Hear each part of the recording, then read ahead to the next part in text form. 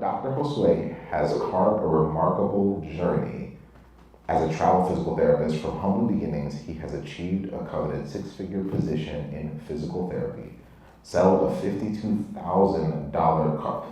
I'm hearing that $52,000 car debt, and is well on his way to clearing multiple six figures in student loans. His zeal doesn't stop there. Driven by a newfound passion for mentoring, building authors, Josue now successfully guides others in crafting and publishing their narratives, transforming his expertise into a thriving side venture. So I want y'all to have the biggest, the loudest. I want y'all to scream, yell, whatever you feel like doing. I want it to feel like we have 100 people in this room for Dr. Josue. Yep. Yeah, thank you. Thank you. Right here? That works. Is that on? Can everybody hear me? Yeah. All right. Yeah. Oh, this is great. All right. So, how many of y'all like conversations? Just like hearing real stories, right? So I'm really excited for this, and I have questions that I'm planning on asking. Okay. But I have a feeling that based off your answers, we're gonna go deeper in a few different ways than I had planned, and I think that's always better because it allows us to really understand your story. Okay. And so first, before we begin, would you mind introducing yourself to everyone, and in about 1 to 2 minutes, just kind of give them a summary of who you are and where you're at in your journey now, and then I'll take us back to the beginning in a second. All right, so my name is Josue Omar Gonzalez, and I'm a physical therapist, obviously, but along with my beautiful wife, Argel, we've been able to achieve, individually, six-figure positions in physical therapy, and in doing so, it's allowed us to, become, a little bit more comfortable. You start paying off our debts, and just open doors for, incredible opportunities just like this. And also on the side, I'm a award-winning author, and now I help others now, try to achieve those very same dreams in the book world. Oh, I love it. And that's the end of the day. I'm kidding. So that's all amazing, by the way. Can we give him a round of applause once again? Absolutely amazing for both of you, by the way. Take us to the beginning, though. The reason why whether it's a good movie or a good story, the most powerful ones, there's parts of it that were typically not told or shown that are where the challenges were. So take us to some of the biggest challenges you had initially. Some of them included homelessness, and just take us to that part of your journey and how that has played a role into who you have now become today. Yes, so growing up, there was homelessness, and there was always this constant feeling of surviving. My brother, it was just my mother, my brother, and me, and we were always just trying to get by, trying to pay the bills, trying to put food on the table so that way we wouldn't go to bed hungry, and then just trying to figure out how were we going to get by every day, every week, every month. And so that's all I knew growing up, was just how to survive. I knew nothing else, because not only were we feeling that and doing that, but the people in our surrounding were also doing that. Our neighbors, my friends' families, the people in my church, all to the pastor running the church. Everybody was just trying to survive. And so if you can imagine that feeling, it's helping you get through the day, and then every other day after that. But it gets pretty exhausting, just trying to keep that up, trying to work so hard, to get by on so little. And so as I grew older, I found myself following those very same actions because I knew nothing else. However, thankfully, I came to the realization that I was like, hey, this is getting tiring. And is this something that if I were to bring a family, kids into this world, is this something that I want to expose them to? and then also have them follow suit, and so on and so forth. And I decided, no, this is not going to happen with me, not my family. And we're going to do it differently. We're going to learn to live life and thrive in it. And so that was the catalyst, the point where I decided I needed to make more of myself, and I decided to seek other opportunities for growth and to put me on a different path for success. Wow. How many of y'all can relate to any part of that already? And so for you, as life was progressing, you started to realize that you were almost emulating a lot of the things that you had experienced growing up until you realized that, wait a minute, for the sake of my family moving forward, I need to change something. Yeah. Was there an experience or an event or something that did it, or was it just a series of moments that led to you having that realization? So fast forward, right? Many years have passed. I'm grown. I've met my lovely wife, and I'm a doctor of physical therapy. She's a doctor of physical therapy. But we can't say that we were fulfilled. Yeah, we felt, somewhat accomplished. Yeah, we got a doctorate in physical therapy, but something was missing, and it was causing us to have problems financially. We just followed suit with pretty much what every other PT does. They get a job on top of a job on top of another job. And we didn't have time for ourselves, each other. And so we started fighting a lot.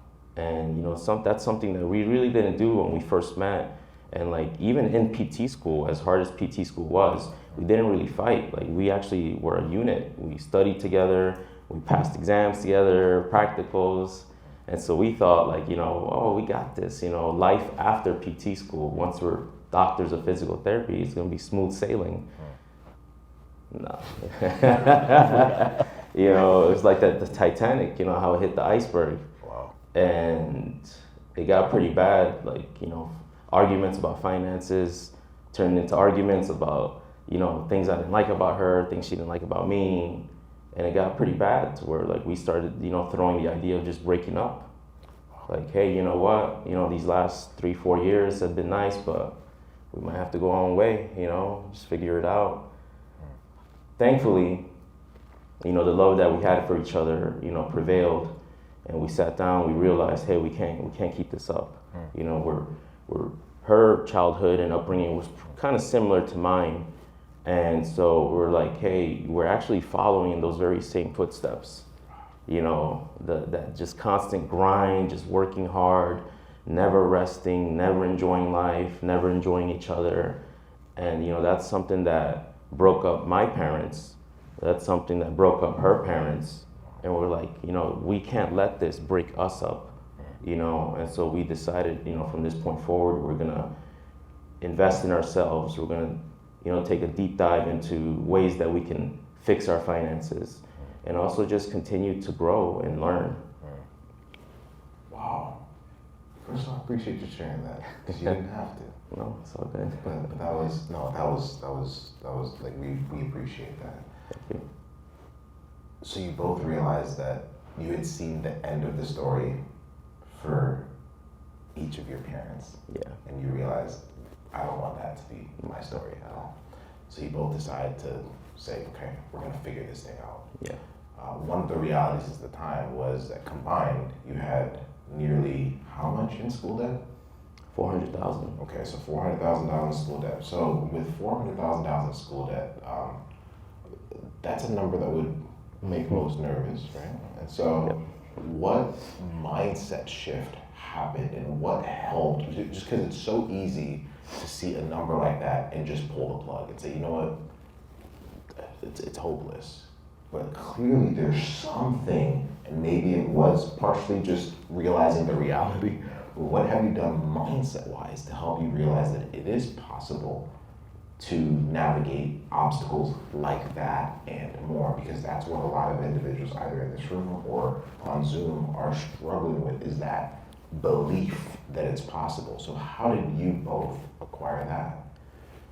So the one thing that we saw when we went to the drawing board is that we weren't really working as a cohesive unit. We were still pretty much individuals. She was tackling her finances on her own. I was tackling mine on my own. And so we kind of had to like decide, hey, if we're trying to get married pretty soon and build a family, like this is something we need to start doing together. It's not something that we figure out once the ring is on the finger, kids are born, you know, this is something we need to start cultivating, you know. So that's when we decided, all right, let's combine our finances. And then, you know, we did something that was, you know, more so me. I had to tone down my ego and admit to Argel, like, hey, between the both of us, you're way better at budgeting than I am. You know, you are, her Excel spreadsheet skills are on point, far superior to mine. And so I had to like give up the reins to her and allow her to help steer that budgeting ship, you know. And so we set goals, very important. You know, we set goals, feasible goals, goals that we could see and that we knew we were gonna achieve. And so we just started seeing, like, once we had both of us tackling our debt, we just started seeing we were picking them apart. And then the more and more and more we saw it, and finally our non-student personal debt was down to zero. We're like, wow, look at what we just did together. You know, so like we looked at that 400,000. I was like, I think we can do it. I think we got it. But we just didn't have, I don't know, we just didn't have that vision or that further expertise and knowledge that we needed at the time. It was coming though, but. Yeah, I love it. Oh, wow. So it's something you said there in regards to figuring out your strengths. Because you quickly realize, whoa, yeah, there's things that you're better at that I might not be as great at. And you also mentioned seeing proof of concept and being like, oh, like Nash did it with our non-student debt. Maybe we can tackle this 400K, right? Which is powerful. And so then for you, take us into the next phase. Now you have momentum, you have belief, you're both working as a great team. Actually, before we shift, talk to me about the power of having partnership when it comes to tackling the biggest obstacles you have. Because I think a lot of us feel like we have to do everything on our own. Speak to that briefly, and then we'll shift gears. So it just allowed us to have more on the table, have different perspectives, have different solutions than just just the ones that I could provide on my own.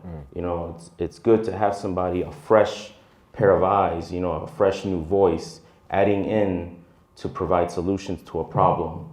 And so that's what clicked, is that before when we were struggling, my voice was clashing with her voice, her ideas were clashing with my ideas. But finally, when we both decided to, you know, set our egos to the side and unite and go at it as a united front, just everything we talked about, solutions, goals, everything just meshed so well. You know, I understood her, she understood me. And if we came to a point where maybe it didn't make sense to me, you know, I just gave her the chance to break it down a little further to make it more sense. And then I would get on board like, oh yeah, you know, that does make sense, you know, when you put it like that. And it just, you know, it just gave us more growth, you know. It opened up more doors for learning, and it just made our bond stronger, to be honest. And I can see this going into the business route, you know, where I can have somebody that's holding it down with me, you know, I can rely on, and I can bounce ideas off of her, or she can give me some fresh ideas maybe that I haven't thought about. And it's just more helpful that way. You don't feel alone. You don't feel like all this weight is on just your shoulders, but you have somebody sharing it with you. Like, hey, I got you. I'm your spotter. You know, I'm gonna spot you. Yeah. So, that's powerful. Wow. Has this been helpful so far, yo? Right. So even in just everything y'all are experiencing, the power of having even other people around you, right? Sometimes it is a spouse. Sometimes it's a business partner, sometimes it's friends, sometimes it's a community of other people that, like, well, like there's other people that I can lean on strengths-wise, I can lean on belief-wise, and so much more. So appreciate you sharing that. Now moving forward, the momentum is building up. Now we're seeking other ways to generate more income, and you've done some amazing things. So you said it earlier, you both secured 6-figure physio jobs. You also have done things that are outside of just being a physio. So tell us a little bit about that. You mentioned it before, right? But and what has helped you get to that point? So once we figured out how we were going to tackle our debt, the other thing that we also agreed upon was, since we were entering travel PT, we were going to just look for the highest paying contracts, and that's all we were going to look for. And we were never going to just settle for that initial offer. We were always going to negotiate, you know, and it's actually helped out. You know, you'd be surprised. Like, a lot of folks don't want to, like, on the other end. And so, like, they'll let you have, you know, the offer that we make. We're like, yeah, that, you know, that offer looks good, but, you know, can you maybe add, you know, $5 or $10 to that? Or can you add, you know, a little bit more? And so with every new contract that with every new contract that came up that was offered to us, we always shot higher.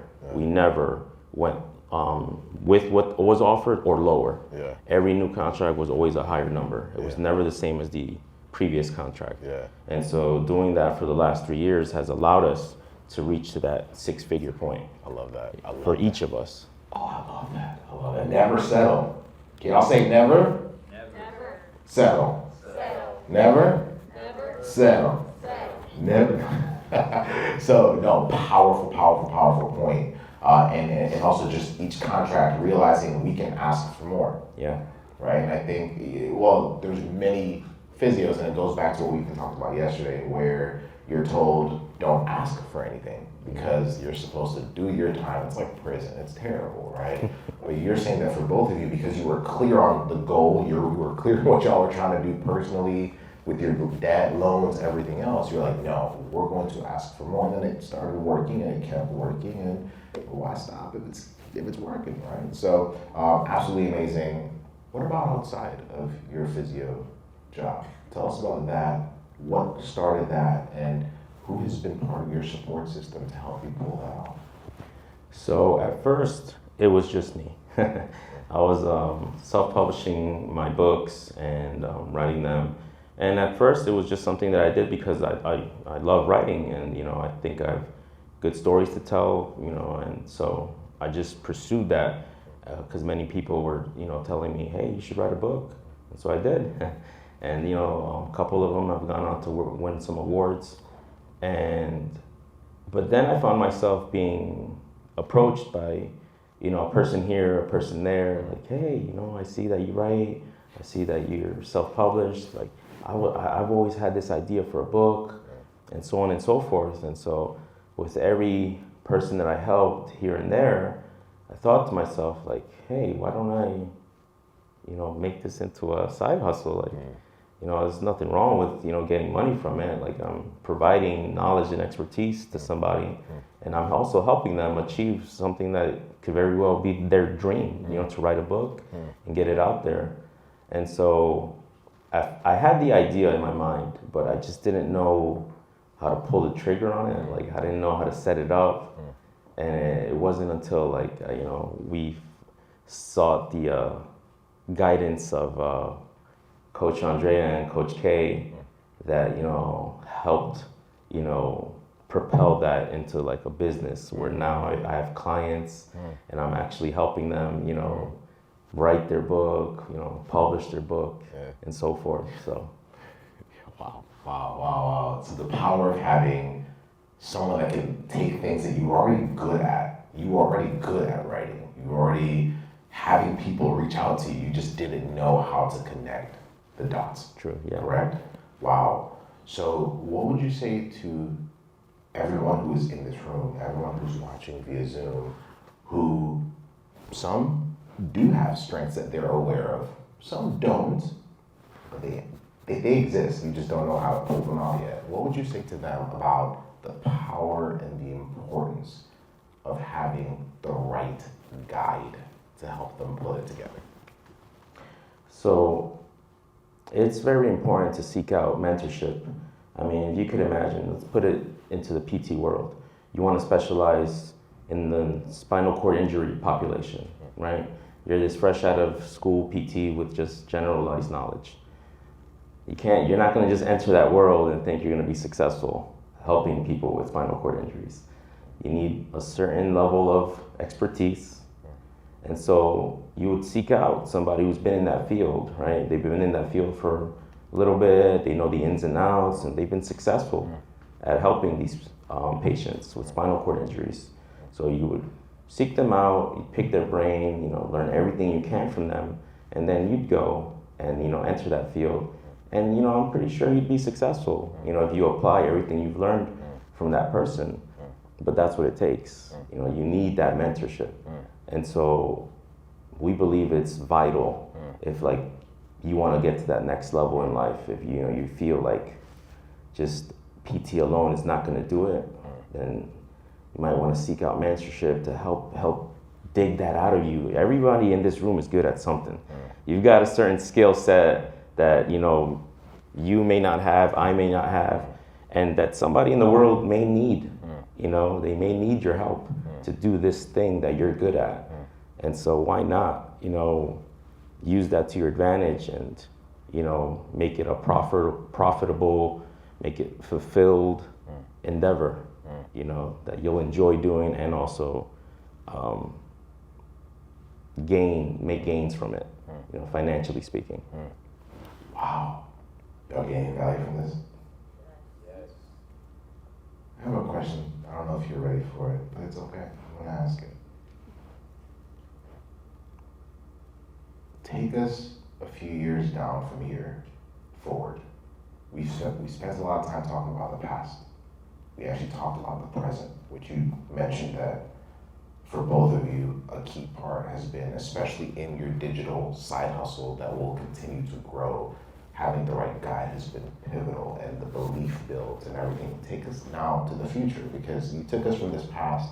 We talked about homelessness, we talked about being $400,000 in school debt, but then starting to build this momentum up until now. What does life look like moving forward because of the decisions that you've already made? Because a lot of us are so glued on now and the past, and we're so glued on now and what we feel like we can't do and the past of what our past challenges have been. We stay so stuck in that we never move forward. So now that you've unlocked this window for yourself, what do you see for both of yourselves for the future? So I know that in 2 years, that 400,000 will be zero. Okay. We got the roadmap for that, and we have the end date. In 2 years, that no longer 400,000 will be in the rearview mirror. But beyond that, Argel and I will be in Texas in our 6-bedroom home, with our 1-2 acre, plot of land. Our parents will have been retired. She'll retire her mom, I'll retire my mom, and we'll have our kids, and we'll be financially free. We'll be comfortable. We'll have my book publishing business will have bloomed into something incredible, and we'll have other businesses too. We'll own property, and we're gonna do it because we have the knowledge and expertise given to us by our coaches. Yeah. Oh man. Wow. Wow. Can y'all give a round of applause real quick? I do have one final question for you. This has been amazing, and I really do appreciate your transparency. This has been powerful. What would you say to anyone in this room or anyone via Zoom who's at that point, maybe the point where you both were when you felt your relationship was being strained, when you felt the weight of debt, when you felt like you didn't have anything more you could contribute, when you started to recognize the patterns of what had happened in both of your families? For anyone who's at that point, And this weekend now becomes a pivotal moment for them to make a massive shift. Knowing what you know now, knowing what you know about your future, and knowing what you know about where you were, what would you say to them? That's my final question to you. So I bring up what we covered yesterday, submit. If you're at a point where you feel exhausted, you just feel lost, and you just feel like you're not fulfilled. You did PT school, you got your doctorate, but you're just like, now you're like, okay, what's next? What's the next level look like? Just invest in yourself, seek out mentorship, seek out people who are there where you want to be and learn from them, learn every nook and cranny that you can get. And trust me, you will see things falling into place. I did. It was an idea in my mind, like, yeah, book publishing company, yeah, sounds like a good idea. And now I'm actually doing it, but it was because I sought out mentorship. I had somebody guiding me every step of the way, showing me everything that I need to do. And so I'd say do it. You're not going to regret it.